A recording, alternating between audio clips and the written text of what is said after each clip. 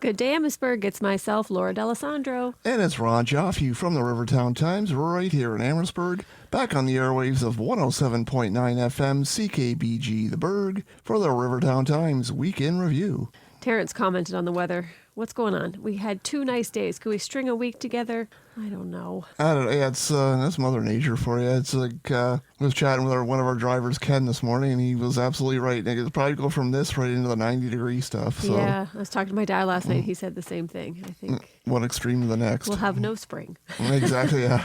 Well, as long as the weather holds, there's quite a few things going on this weekend. We'll get to that later, but hopefully the weather holds out for all those events happening Saturday and Sunday.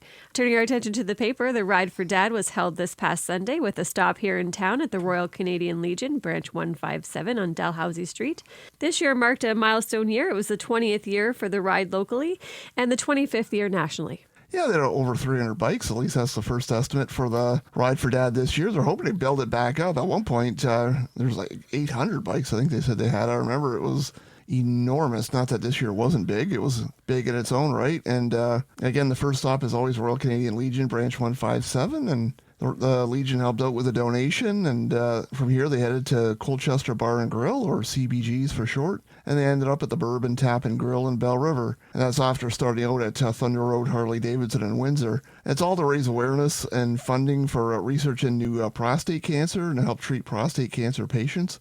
As was explained to me by one of the co-organizers, Shane Miles, obviously prostate cancer is a disease that impacts men, but it also impacts the entire family. Men have wives, men have children, men have loved ones, other friends, and it's a bigger thing than you think. So it's especially if you're over 40, go get checked. And again, they did a lot of fundraising for this thing. I'm not sure how many for this event, and they did put a lot of effort into it. And again, I'm not exactly sure how much they raised. I know they're over $1.2 million for the 20 years it's been going on, and they're over $43 million for the 25 years the national ride has been going on. It's been a wonderful event, and it's always neat to see all the bikes rumble into town, and the Legion had the barbecue going, and it just turned into another great event. And watch them coming in and leaving town. Yeah, it's a sight to see, that's for sure. Yeah, I live out near Amherst Point, and we heard them coming, and then we stood in the driveway and saw them drive by. It is really cool to see, and I like I said, I hope it grows back up to what it used to be, but the fact that they've been doing this for as long as they have, that's a true testament to the organization of it all and the community that supports things like this. Absolutely. Monday night was a town council night, and the regular council meeting started a little later than its usual 6 o'clock start time due to a special planning meeting regarding the Heritage Conservation District. The meeting drew up many delegates and inspired some lengthy discussion from council. Yeah, there was some pro and con.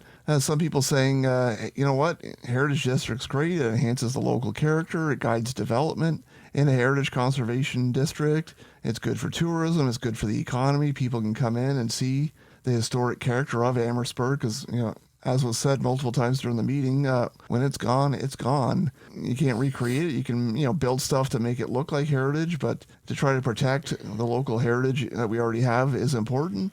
But other folks said, you know what, I'm worried this is going to cost me money. I'm worried this is going to put restrictions on my home. And then there's other people who said, you know what, my home is heritage and there's not the restrictions that you think. So it kind of went both ways. Interesting idea was that some people said, you know what, we support the idea of protecting our heritage, but let us decide whether we want to be in the district or not. And it's kind of in place as it stands now. The conservation district, there was just a holding provision put in place. Council may decide to lift that and put it in place permanently as early as next month. But Monday night was just a public meeting to gather input. And as I say, it went both ways. Some people are all for it. Some people are saying, you know what, sounds like a decent idea, but you know what, please don't tell me what to do with my own property.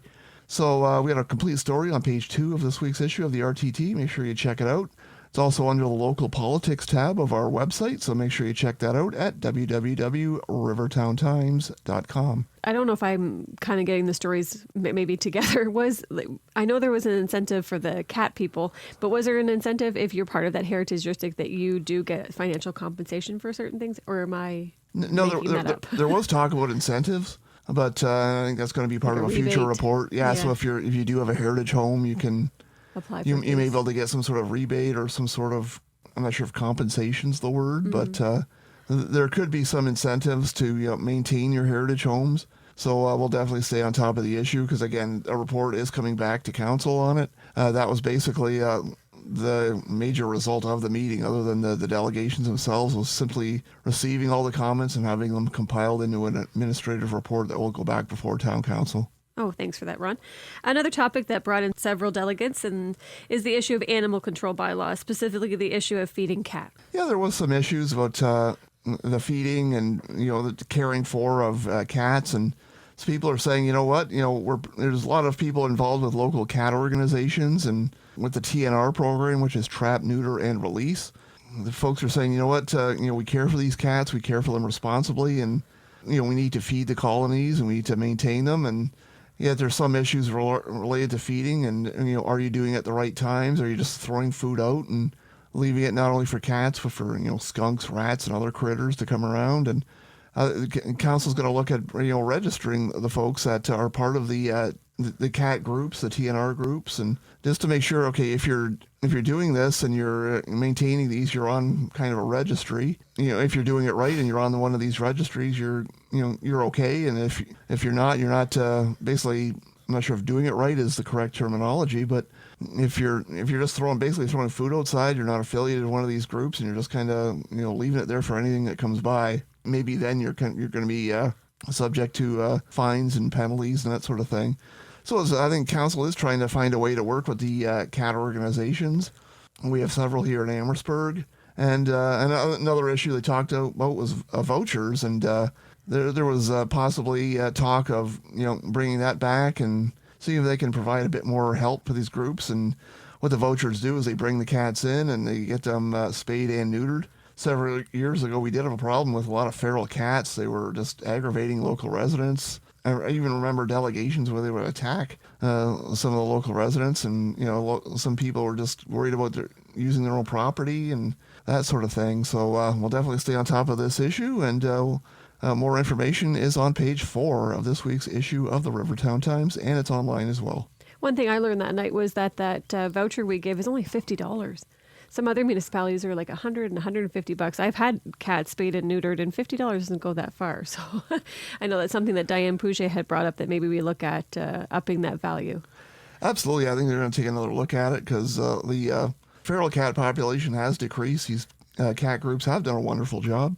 It's just a matter of, making sure everything is maintained properly. The cats are being fed properly or, fed on a regular schedule by people who are in cat groups and are, they know when to feed them and how to feed them and that sort of thing. And again, it's not just, throwing food out your door and hoping for the best. Hoping that cats get it. You should get a cat, Ron.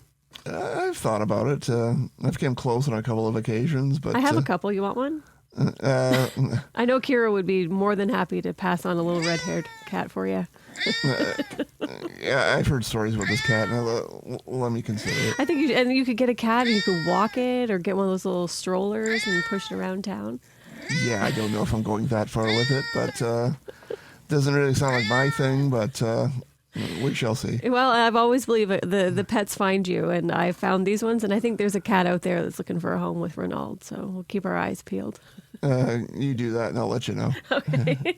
Another delegate that came before council was the proposed idea of a cricket pitch coming out to Anderton. And town council did vote on it. It will have no cost to the town and was voted in favor unanimously. So a cricket pitch will be coming this spring-summer to Anderton Park. Yeah, that's of course right between Anderton Public School and Amherstburg Fire Station number 2. Like behind the... Yes, there's tennis courts and basketball courts out there, so they're going to put the cricket pitch there. We'll have more on the story next week, and I'll get it online during this week. It is written. It's just one of those things where you only have so much space on a council night, and I didn't get it in the print edition for the May 28th issue, but it'll go in for June 4. And as I say, keep your eyes on www.rivertowntimes.com this week. I'll post it there as well. And there's going to be like a turf square kind of installed, and they're going to keep the turf, the town, it cuts the lawn there anyways. They're just going to, lower the blade and make it nice and smooth, make it nice and short. They compared it kind of to a lawn bowling pitch, and that's going in at Anderton Park. And the hope is also, and this is most likely going to come up during budget sessions, and they're going to discuss this a little bit more, putting a second pitch next year at Pat Thrasher Park, that's located within the Kingsbridge subdivision. So one for sure at Anderton Park off of Middle Side Road, and another possibly next year at Pat Thrasher Park in Kingsbridge. And Don MacArthur said it's one of the fastest growing sports in the world. Yeah, apparently it's the second most popular sport in the world. It's not overly popular around here, as the presenter said on Monday night. There's no pitches in Essex County. There's like a couple in Windsor. Chatham. Then I think you got to go to Chatham and maybe a little bit further. So it's a bit of a hike for local residents if they do play cricket. But for people around here who want to learn, who already do play, and an opportunity is coming to Amherstburg. I think we should form the RTT CKBG cricket team. Terrence, you in? Oh, absolutely. Yeah, have you played before? No, I used to hate cricket, actually. Oh, Yeah. They made me play it Did you watch it on TV? if I had to. Was yeah. it big over there? It was big, yeah. Yeah. Yeah. Now it's making its way with Yeah. no help from you. Don't ask me about the rules either. Oh, goodness. Essex County EMS hosted their 12th annual Survivors Day last Friday at St. Clair Centre for the Arts in Windsor. 26 survivors in total shared their stories and were reunited with those who helped save their lives. It's always a moving event. You find the cardiac event survivors, and some are from Amherstburg, and others have an Amherstburg connection.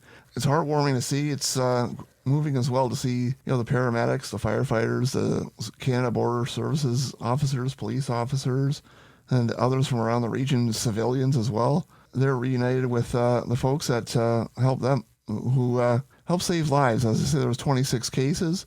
Just wonderful to see. And I know the paramedics, many of them don't like to be called heroes. It's just part of the job.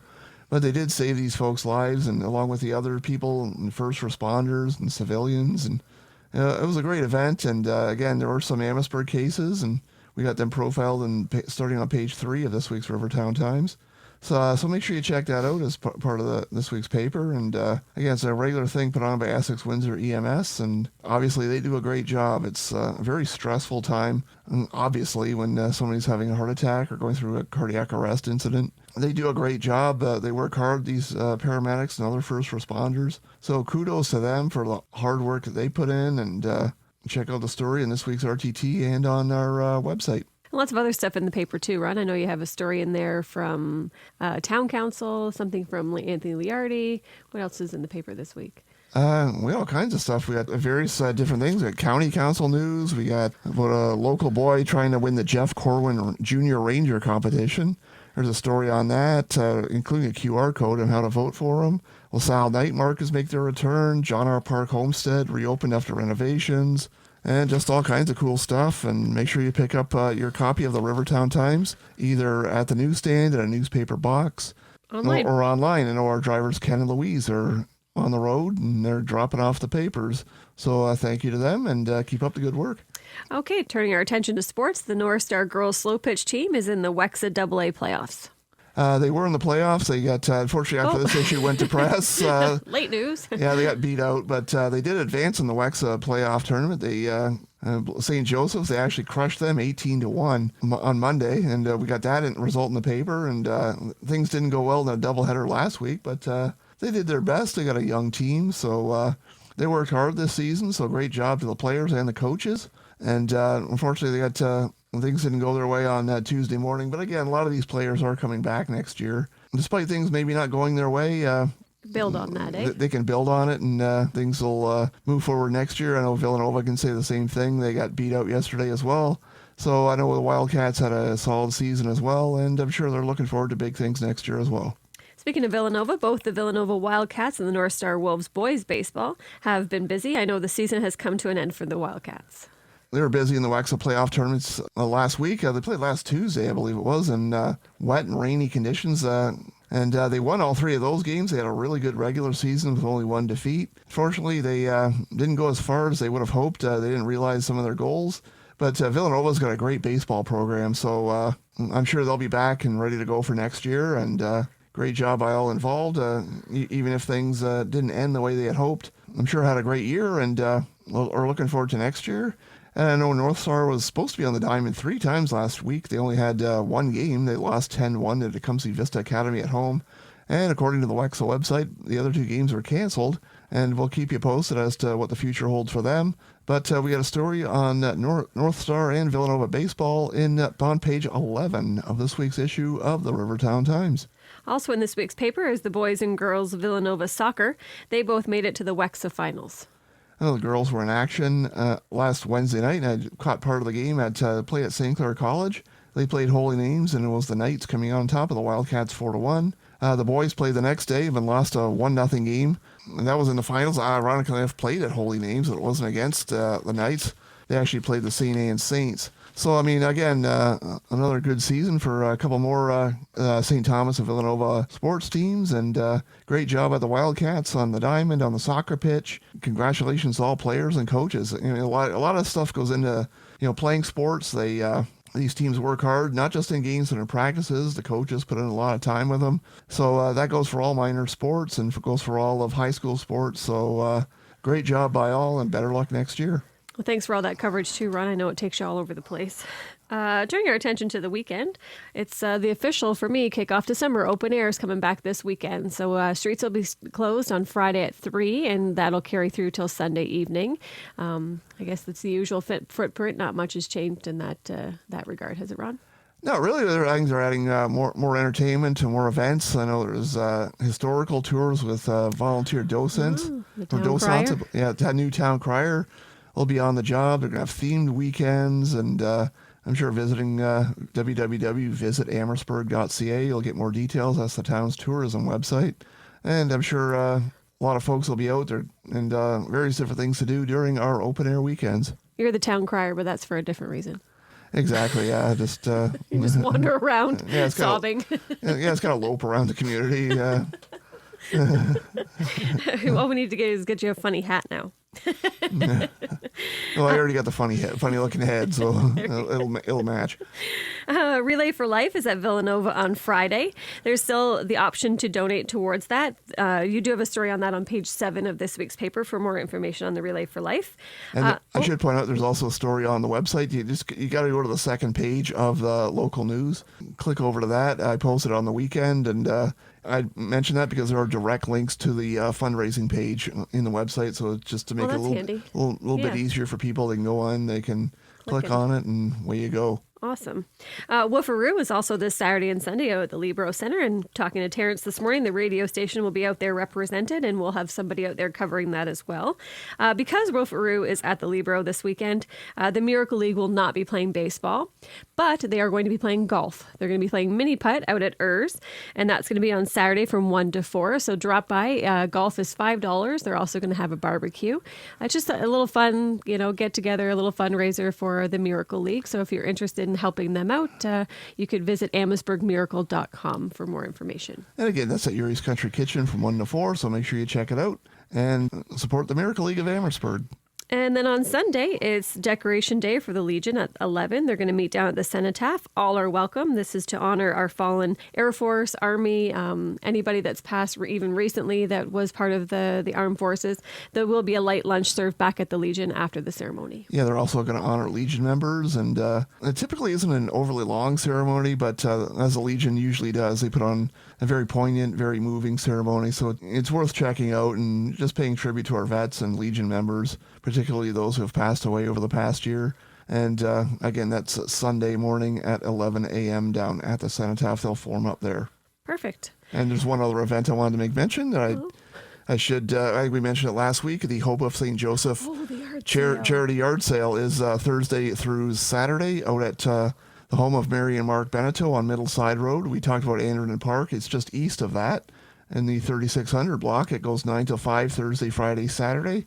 And it supports 3 shelters in the DR Congo. Father Donato, who was formerly an associate priest at St. John the Baptist Church, is now back in his homeland attending to these 3 shelters in the Congo. He's trying to, take care of kids over there, and some of these kids face dangerous situations, and he's trying to shelter them, feed them, and clothe them, and this yard sale definitely helps out. So again, it's at the home of Mary and Mark Beneteau in the 3600 block of Middle Side Road, and it's again just east of Anderton Park, and it's just between the Anderton Park and the 4th concession. And so make sure you check that out. Again, 9 to 5 both days, Thursday, Friday, and Saturday.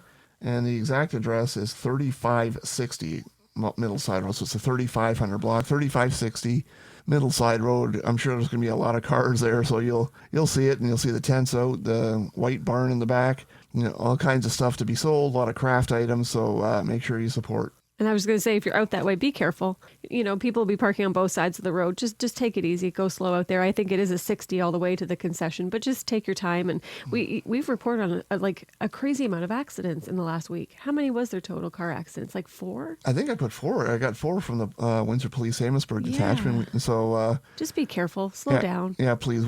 Reporting on them is not the highlight of our week. So. No. Please don't add to the list, and just keep your eyes open. Please be careful. That includes people on the road and people crossing the road, and just practice traffic safety. Well, I notice out my way too, out by the Blue Haven, they've lowered the speed limit now. That sign has gone up from 50 to 70 right there from Seasons and the Blue Haven. That was a recent directive from County Council. It's good to see. Yeah, through a motion that started at Town Council, so it's slowing people down, hopefully in that area as well. So just keep people safe. Yeah, we all want to enjoy the summer, and we're all out there. So just take time to look to make sure you're good to go and you're taking your time. All right. Anything else, Ron? I think that pretty much covers it for another week. Thank you to Terrence here in the studio and folks here at CKBG, and thank you to the listeners who keep tuning in. That's right. Have a good day, Amherstburg. Have a good day. Have a good week, and we'll see you back next Wednesday at 12 noon and the replay at 4:30 p.m.